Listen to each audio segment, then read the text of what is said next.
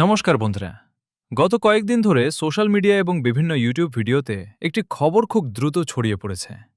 অনেকেই বলছেন মুখ্যমন্ত্রীর নতুন প্রকল্পে বেকার ছেলেমেয়েদের প্রতি মাসে ৬০০ টাকা করে দেওয়া হবে। আবার কেউ বলছেন কেউ পাবেন ৩০০ টাকা, কেউ ৪,৮০০ টাকা পর্যন্ত। কিন্তু এই খবরটা কি সত্যি? আসলে কারা এই টাকা পাবেন? আজকের ভিডিওতে আমরা পুরো বিষয়টি সহজ ভাষায় যাচাই করে দেখব, তাই ভিডিওটি শেষ পর্যন্ত অবশ্যই দেখবেন। প্রথমেই একটা বিষয় পরিষ্কার করে নেওয়া দরকার। সোশ্যাল মিডিয়ায় যে কোনো পোস্ট বা ভিডিও দেখেই বিশ্বাস করা উচিত নয়। কারণ অনেক সময় পুরনো প্রকল্পের তথ্য নতুন প্রকল্প বলে ছড়িয়ে দেওয়া হয়। আবার অনেক সময় অসম্পূর্ণ তথ্য ভাইরাল হয়ে যায়।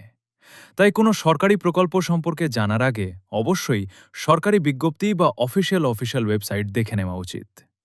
এখন প্রশ্ন হল, যে ৬০০ টাকার কথা বলা হচ্ছে সেটি কি সত্যিই নতুন কোনো প্রকল্প, নাকি আগে থেকেই চালু থাকা কোনো প্রকল্পের তথ্য নতুন করে ভাইরাল হয়েছে?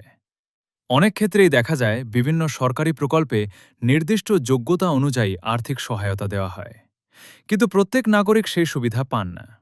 যোগ্যতা, বয়স, নথিপত্র এবং সরকারি নিয়ম অনুযায়ী আবেদনকারীদের নির্বাচন করা হয়।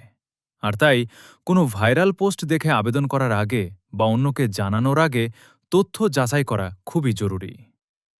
আপনি যদি জানতে চান এই প্রকল্পের অফিসিয়াল তথ্য কি, আবেদন শুরু হয়েছে কিনা, কারা আবেদন করতে পারবেন, কি কি নথি লাগবে এবং আবেদন প্রক্রিয়া কি, তাহলে সরকারি বিজ্ঞপ্তি প্রকাশ হওয়ার পরেই সঠিক তথ্য জানা সম্ভব।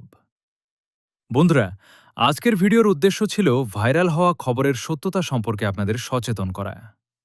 কোনো সরকারি ঘোষণা প্রকাশিত হলে আমরা সেটির সম্পূর্ণ তথ্য, আবেদন পদ্ধতি এবং যোগ্যতার নিয়ম নিয়ে বিস্তারিত ভিডিও নিয়ে আসব।